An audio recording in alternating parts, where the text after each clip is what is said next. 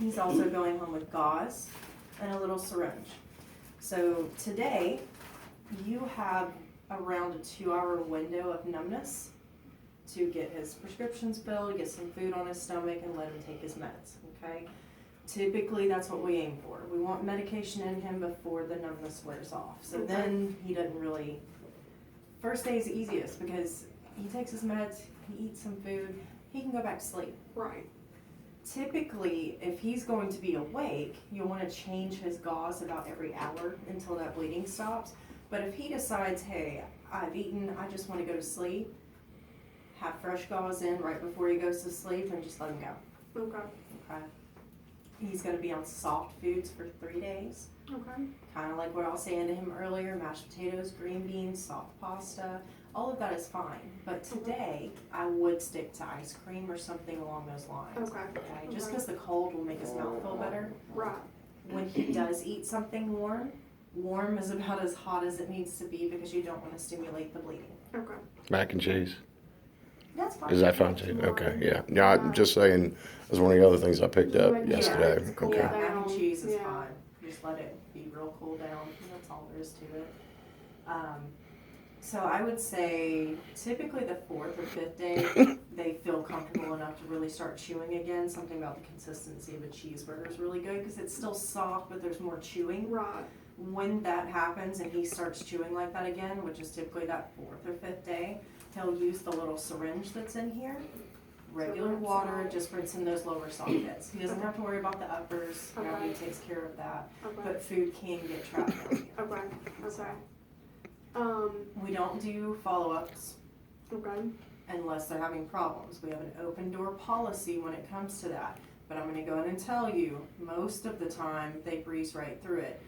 Pretty much the only time I see someone back in here after wisdom teeth is because they are not irrigating properly with that syringe and they get food trapped in those sockets. Right. Okay. Most of the time, that's what we see them back for. Okay. Okay. Now, as far as like activity level, when I would avoid anything real physically strenuous for about a week. a week. Okay. Mhm. Okay. Um.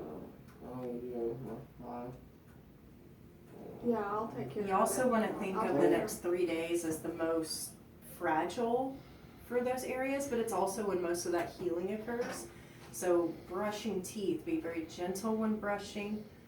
If you're using a rinse, don't swish real hard because you don't want to loosen up those blood clots that are forming back there. Same thing with spitting, sucking through a straw, anything like that you want to avoid. So when he does brush his teeth, what's the easiest thing instead of spitting out the toothpaste is just kind of letting it fall out over the sink.